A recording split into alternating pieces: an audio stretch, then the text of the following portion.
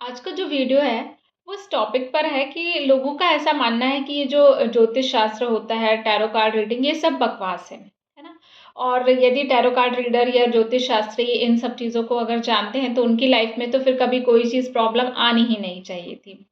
पर मैं आपको बताऊं, ज्योतिष शास्त्र कोई जादू नहीं है, टैरो कार्ड रीडिंग कोई जादू नहीं है, क्योंकि हर व्यक्ति के जो कर्मास होते हैं, जो एक कर्मा का लॉ होता है, जिसको हम बोल गीता में भी जिसका वर्णन किया गया है, जिसको कार्मिक लॉ बोलते हैं, उसमें थ्री पार्ट्स उसमें उसको थ्री पार्ट्स में डिवाइड किया गया है।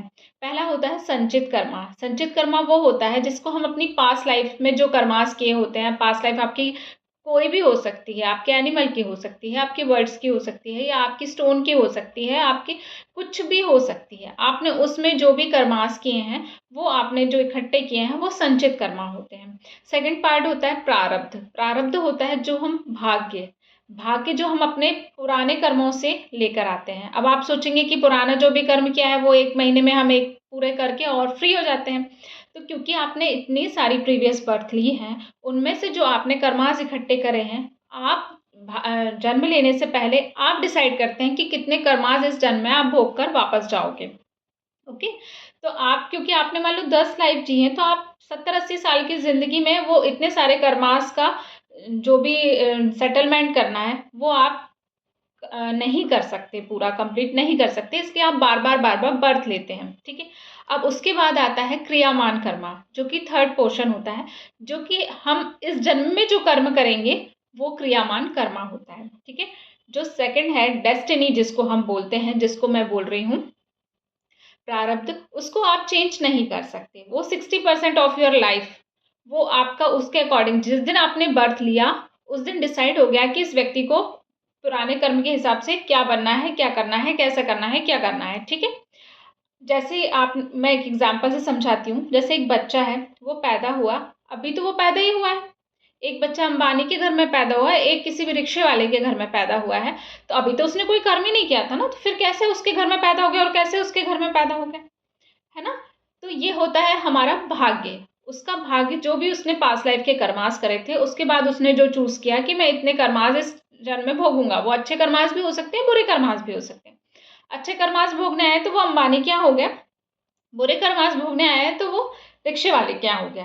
पर क्योंकि जो हमारा क्रियामान कर्मा है, मतलब इस लाइफ में जो हम अपने कर्म करेंगे, उससे भी तो हमारा भाग्य डिसाइड होगा ना, जो हमारा लाइफ का 40% है।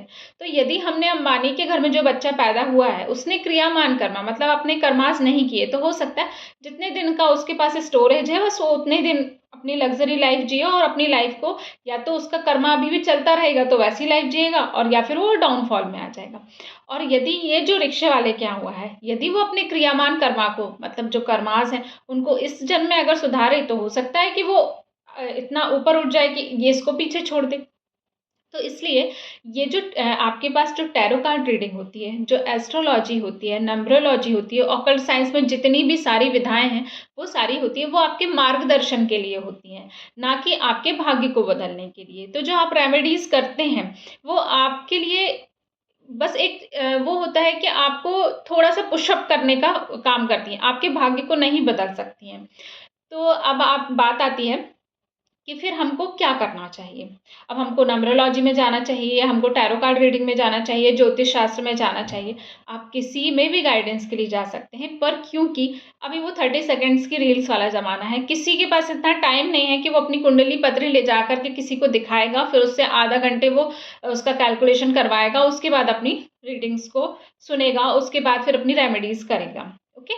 तो एक टैरो कार्ड रीडिंग एक ऐसी चीज़ है जो कि आपकी एनर्जी को क्विकली वो एब्ज़ॉर्ब करता है। टैरो कार्ड क्विकली आपकी एनर्जी को खींचता है और वो आपको प्रेडिक्ट कर देता है। वो सिर्फ़ ऐसा है, टैरो कार्ड या कोई भी ज्योतिष शास्त्र इस तरीके से है कि जैसे मान लीजिए आपने किसी नए शहर में या अपने ही शहर में आप स्टेशन जा रहे हैं।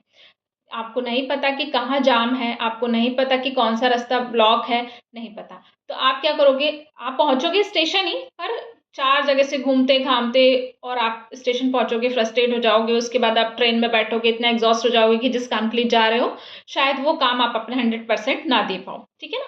और यदि आप वही नेविगेशन के थ्रू जाते हो, गूगल मैप लगाकर जाते हो, तो आपको वो बता देगा भाई कि कहाँ पे जाम है, कहाँ से डाइवर्ट है रूट। तो आप सीधा स्टेशन पहुँचोगे या आपको जहाँ भी जाना है वहाँ बिना किसी परिश्रम के आप पहुँच जाओगे वहाँ। आपका माइंड फ्रेश रहेगा, आप अपने काम में ज़्यादा टाइम दे पाओगे और ज़्यादा 100% वर्क अपने एनर्जी उसमें यूज़ कर पाओगे। ठीक ऐसे ही ज्योतिष शास्त्र या टैरो कार्ड रीडिंग आपके काम में आती है कि जैसे आपको पता है कि आपको इस फील्ड में जाना चाहिए। अब आप 4 फील्ड ना सोच के आप एक फील्ड डिसाइड कर लोगे कि हाँ, मेरा जो भाग्य है वो मुझे इस तरफ ले जाने के लिए मार्गदर्शन दे रहा है।